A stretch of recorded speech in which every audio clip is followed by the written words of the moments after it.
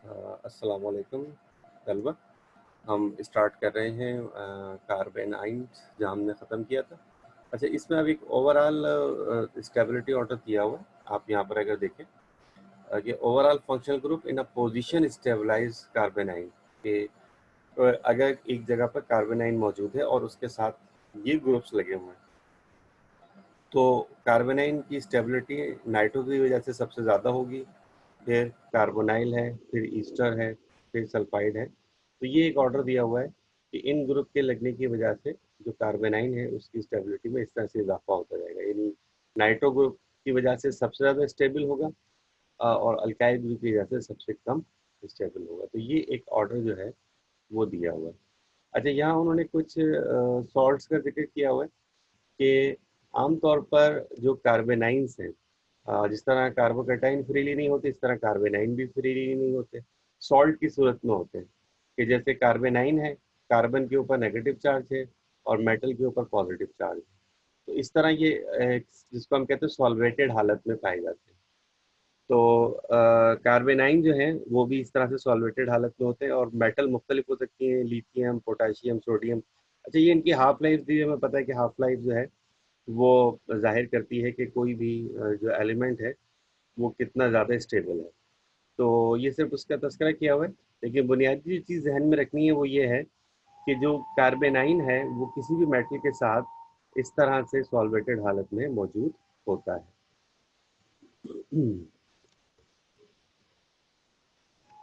अच्छा, अब इसका अगर हम स्ट्रक्चर की बात करें आगे, आप ये देखें कि जैसे कार्बन है, कार्बन ये कार्बन है जिसके ऊपर नेगेटिव चार्ज है। अच्छा, अब नेगेटिव चार्ज को जाहिर करने के लिए पूरा लॉन पेयर दिखाया गया, और यहाँ पर तीन इस पर अल्काइल ग्रुप या कोई भी ग्रुप्स लगे हुए हैं। अच्छा, अब इसमें थोड़ा सा और करें, जिस तरह NH3 का अगर आप स्ट्रक्चर ध्यान में लाएं कि NH3 में क्या होता है कि बीच में नाइट्रोजन और तीन उसके ऊपर हाइड्रोजन होते हैं, और यहाँ पर एक लॉन पेयर होता है। और उस चूंकि वो लॉन पेयर कंप्लीट होता है, इलेक्ट्रॉन कहीं से एक्स्ट्रा नहीं लिया हुआ होता, इस वजह से उस वक्त नाइट्रोजन पर नेगेटिव चार्ज नहीं होता। और लेकिन यहाँ पर जो कार्बन है, कार्बन का जो स्ट्रक्चर है वो बिल्कुल वैसा ही है जैसा कि अमोनिया की तरह का स्ट्रक्चर है या अमाइंस की तरह का स्ट्रक्चर है, पैरामिडल स्ट्रक्चर है। लेकिन यहाँ पर जो लॉन पेयर होगा उसमें यहाँ कार्बन के ऊपर नेगेटिव चार्ज होगा, क्योंकि एक इलेक्ट्रॉन ज़्यादा है और कार्बन के पास एक प्रोटॉन कम है। तो ये बात ज़रा ध्यान में रखनी है कि जब कार्बन के ऊपर नेगेटिव चार्ज आता है तो कार्बन जो है उसका स्ट्रक्चर पैरामिडल हो जाता है। ठीक है। हाइब्रिडाइजेशन इस कार्बन की sp3 हाइब्रिडाइजेशन रहेगी, इस कार्बन की sp3 हाइब्रिडाइजेशन रहेगी, और जो इसका स्ट्रक्चर है वो पैरामिडल हो जाएगा, बिल्कुल NH3 की तरह, अमाइंस की तरह।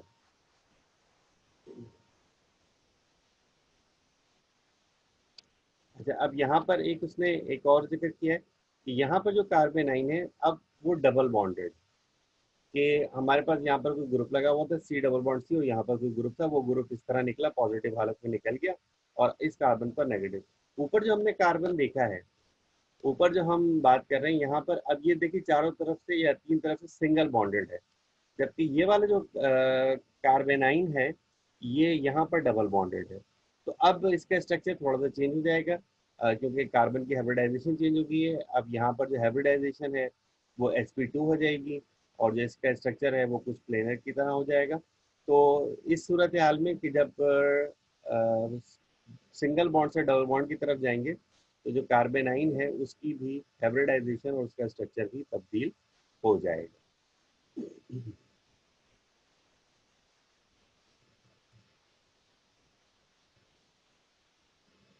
अच्छा, अब यहाँ पर कुछ ग्रुप्स बताए गए हैं कि अगर ये ग्रुप्स लगे हों, जैसे कार्बन है इसके साथ सल्फर लगा हुआ है SO2, यहाँ पे ये कार्बन है इसके साथ सल्फर, फिर आगे नाइट्रोजन, यहाँ पे कार्बन इसके साथ फास्फोरस, और फिर एक सॉल्ट बना हुआ है। तो मुख्तलिफ स्ट्रक्चर्स में कार्बेनाइन मौजूद हो सकते हैं। अच्छा, अब इसमें अगर हम थोड़ा सा देखें, जैसे यहाँ पे लिखा है carbanion in which the negative charge is stabilised by resonance involving overlap of unshared pair orbital with the pi bond of a multi-bond are essentially planar as would be expected by necessarily for polarity in resonance। अब वो कह रहे हैं कि इस condition में जब यहाँ पर इसके साथ कोई एक नेगेटिवली चार्ज ग्रुप मौजूद हो, जैसे ये ग्रुप लगा हुआ है या ये ग्रुप हो, तो यहाँ पर फिर इसका जो स्ट्रक्चर है वो पिरामिडल नहीं हो जाता, बल्कि क्या हो जाता है, प्लेनर या नियर प्लेनर हो जाता है। जैसे यहाँ पे लिखा है कि प्लेनर और नियर प्लेनर। तो जो स्ट्रक्चर है कार्बेनाइन का, वो मुख्तलिफ जो उसके साथ ग्रुप्स लगे होंगे उनकी बुनियाद पर चेंज आएगा। अगर हम नॉर्मल बात करें कि एक नॉर्मल कार्बेनाइन का स्ट्रक्चर क्या होगा, तो वो पिरामिडल होगा, जैसे कि हमने पीछे देखा। लेकिन जैसे ग्रुप चेंज होंगे या अगर सिंगल बॉन्ड से डबल बॉन्ड आता है, तो फिर जो उसका स्ट्रक्चर है वो भी तब्दील हो जाएगा। और ये फिर कुछ स्ट्रक्चर्स हैं जो उसने बताए कि रिएक्शन के बाद किस तरीके से 30 और 31 जो है वो फॉर्म हो जाते हैं।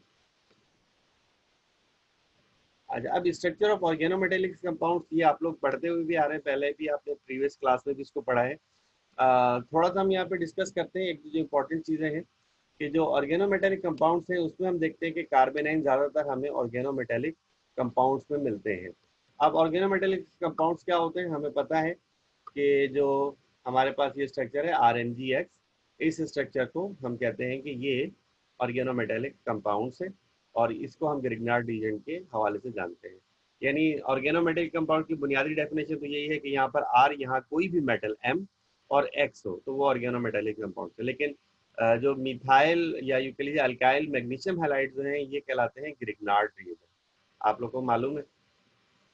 और जो ग्रिग्नार्ड रीएजेंट होते हैं, ग्रिग्नार्ड रीएजेंट ऑर्गेनोमेटेलिक कंपाउंड की क्लास में शामिल होते हैं, लेकिन ऑर्गेनोमेटेलिक में सबसे ज़्यादा इंपॉर्टेंट जो रिएक्शन है वो ग्रिग्नार्ड रीजेंट के होते हैं। इसका जो स्ट्रक्चर है वो बहुत हद तक तो क्लियर नहीं है, लेकिन जो इम्पोर्टेंट चीज़ें हैं कि इसके स्ट्रक्चर पर बहुत ज़्यादा रिसर्च की गई, और 1929 में ये डिस्कवर किया गया कि जो ग्रिग्नार्ड रीजेंट है उसका स्ट्रक्चर थोड़ा सा डिफरेंट होता है।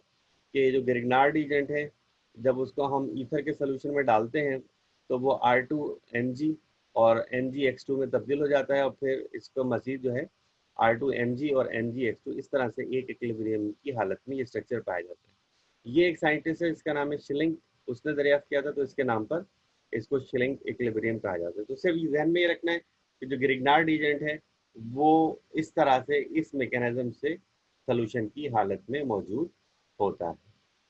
अच्छा, और इसी तरह जब ईथर सोल्यूशन में हम ग्रिग्नार्ड रीजेंट को डालते हैं तो क्या होता है कि मैग्नीशियम के साथ ये ईथर आ गया, ये ईथर आ गया, यहाँ पर ईथर आ गया, तो ईथर के मॉलिक्यूल जो है वो मैग्नीशियम के साथ एक फोर्स ऑफ अट्रैक्शन पैदा कर लेते हैं, क्योंकि मैग्नीशियम के ऊपर पॉजिटिव चार्ज है, ऑक्सीजन के ऊपर नेगेटिव है, तो उनके दरमियान एक फोर्स ऑफ अट्रैक्शन हो जाती है।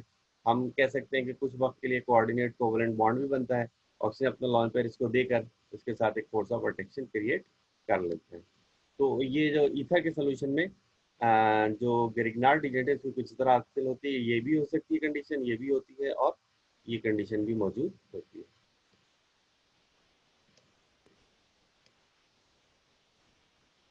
अच्छा, यहाँ पर उसने उसको थोड़ा सा वादे कर दिया है कि जो डाई इथाइल ईथर है वो किस तरह से होगा, और मोनोमेरिक स्ट्रक्चर इस तरह से होगा कि अल्काइल मैग्नीशियम ब्रोमाइड और ईथर के सोल्यूशन में मौजूद है, तो यहाँ पर OET और OET यहाँ पर लग जाएगा, और यहाँ जो अल्काइल ग्रुप है वो इथाइल और फिनाइल हो सकता है।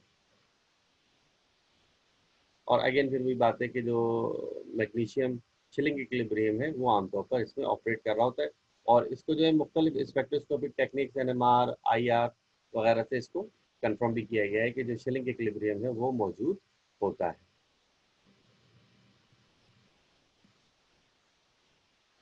तो ग्रिग्नार्ड रीजेंट के स्ट्रक्चर के हवाले से, यानी ऑर्गेनिक मेटेलिक कंपाउंड के स्ट्रक्चर के हवाले से, इसके अंदर थोड़ी सी डिटेल है, आप लोगों को जैसे मौका मिले इसको स्टडी कीजिएगा।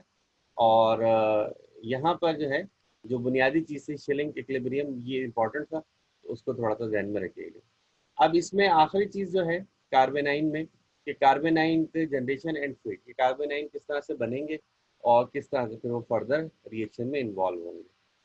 तो पहला उसमें उसने तरीक़ाकार दिया हुआ है कि कोई भी ऐसा ग्रुप लगा हुआ हो जिसमें जब बॉन्ड ब्रेक हो तो कार्बन के ऊपर नेगेटिव चार्ज आ जाए और हाइड्रोजन के ऊपर पॉजिटिव चार्ज आ जाए, तो ये जो इस हालत में जब बॉन्ड टूटेगा तो आर के ऊपर नेगेटिव चार्ज होगा और हम कहेंगे कार्बेनाइन फॉर्म हो गया। तो हम जनरेशन का लफ्ज़ इस्तेमाल कर रहे हैं कि तैयार होना, बनना, पैदा होना। अच्छा, दूसरी चीज़ क्या है कि जैसे हमारे पास कार्बोक्सिलिक एसिड्स होते हैं नॉर्मली, उसमें हम देखते हैं कि बॉन्ड ब्रेक होता है, H पॉजिटिव निकलता है। अब यहाँ पर जो कार्बन डाइऑक्साइड है वो रिलीज हो जाएगी, और ये जो नेगेटिव चार्ज है ये कार्बन के ऊपर आ जाएगा। तो ये उसी से एक मिलता जुलता प्रोसीजर है जिसमें कार्बन के साथ जो ग्रुप था वो निकल गया और आर के ऊपर नेगेटिव चार्ज आ गया और कार्बन डाइऑक्साइड गैस अलग हो। दूसरा एक इसका जनरेशन का तरीक़ाकार है जिसमें दिखाया गया कि अगर कोई नेगेटिव चीज़ अटैक करे कार्बन पर और वहाँ पर डबल बॉन्ड हो तो वो आमतौर पर उस पर ऐड हो जाती है, जिसके नतीजे में न्यूक्लियोफाइल आकर ऐड हो गया और जो पाई बॉन्ड था वो टूट के कार्बन पर चला गया। तो इस तरीके से भी हम कार्बेनाइन को फॉर्म कर सकते हैं।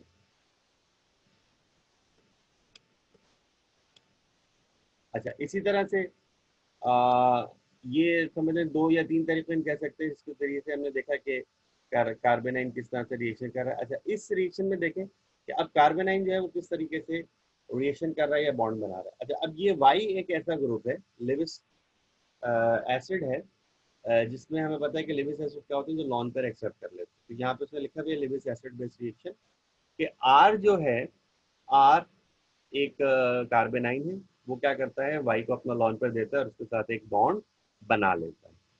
तो इस तरीके से ये इसका एक रिएक्शन हो गया जिसको हम कह रहे हैं कि फेट के बनने के बाद किस तरह से कार्बेनाइन रिएक्शन करता है।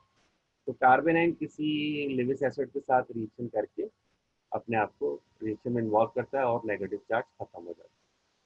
दूसरा, कार्बेनाइन ने एक दूसरे कार्बन पर अटैक किया और वहां पर एक ऐसा ग्रुप था जो आसानी से निकल सकता था।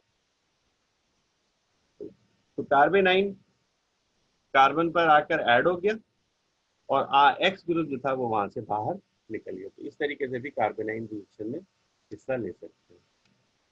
तीसरा, कि जैसे अगर कोई कार्बोनाइल ग्रुप हो, कार्बोनाइल ग्रुप पर अगर अटैक होता है तो कार्बन ऐड हो जाएगा और ऑक्सीजन पर नेगेटिव चार्ज आ जाएगा। अब ये नेगेटिव चार्ज किसी और चीज से रिएक्शन कर सकता है, वो अलग प्रोसेस होगा, लेकिन इस वक्त कार्बेनाइन खत्म हो गया कि हम जो इसका फेट कह रहे हैं कि हम इसका इसका फेट क्या है, इसकी किस्मत क्या है, अब ये किस तरह से रिएक्शन करेगा, तो ये यहाँ पर दिखाई गया कि अब कार्बेनाइन तो खत्म हो गया लेकिन ऑक्सीजन पर नेगेटिव चार्ज आएगा। अब ऑक्सीजन किसी पॉजिटिव से रिएक्शन कर लेगा। इसी तरीके से कार्बोनेट अपने आप को रीअरेंज कर सकता है कि जैसे इसमें आप देखें कि इस कार्बन पर 3 फिनाइल ग्रुप लगे हुए हैं और CH2 है जिसके ऊपर इस वाले कार्बन पर नेगेटिव चार्ज। अब हुआ क्या कि यहाँ से एक फिनाइल ग्रुप निकलकर CH2 पे आया और जो नेगेटिव चार्ज था वो बराबर वाले कार्बन पर शिफ्ट हो गया।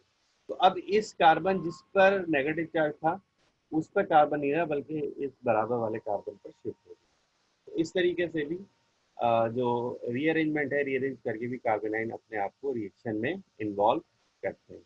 लेकिन ये बहुत कम होते हैं कि बहुत कम देखने को मिलता है कि रिएक्शन के दौरान कार्बेनाइन अपने आप को इस तरह से रीअरेंज करे, लेकिन होता है।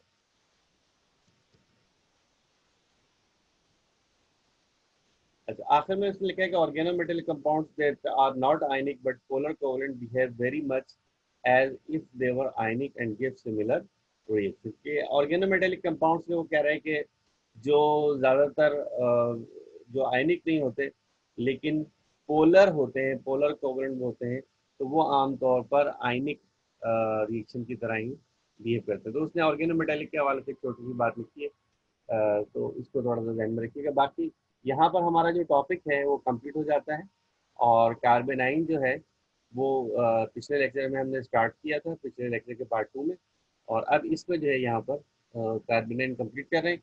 अगले पार्ट में जो है मैं कार्बन फ्री रेडिकल जो है उसको यहाँ से फिर स्टार्ट करूँ। Thank you.